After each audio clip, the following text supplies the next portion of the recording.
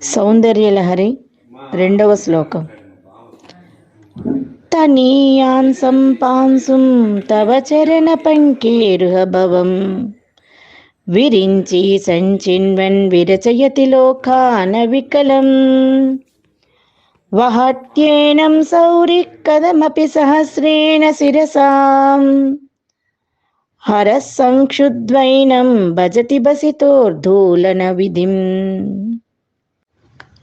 దీని అర్థము, తల్లి, నీ పాద పద్మముల యందలి చిన్న పరాగరేణువు ఎటులనో సేకరించుకొని బ్రహ్మ లోకములను సమగ్రముగా నిర్మించుకున్నాడు.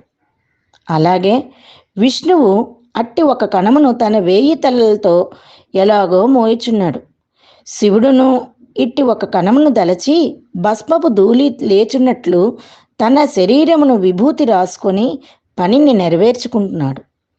అనగా ఒక పాద పరాగరేణువే సమస్త లోకముల యందలి ప్రాణుల శరీరములుగా, వారికి కావలసిన సమస్త భోగ్య పదార్థములుగా అవుతుందని భావము.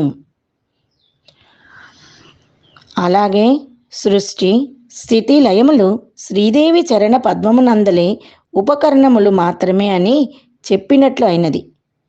ఇది ఎలా అంటే, ఓ జగజ్జన్ని, నీవు సృష్టించిన బ్రహ్మ, విష్ణువు, ఈశ్వరుడు నీ పాద రేణువులు తలదాల్చి సృష్టి స్థితి లయములు చేయుటకు సమర్థులవుతున్నారు.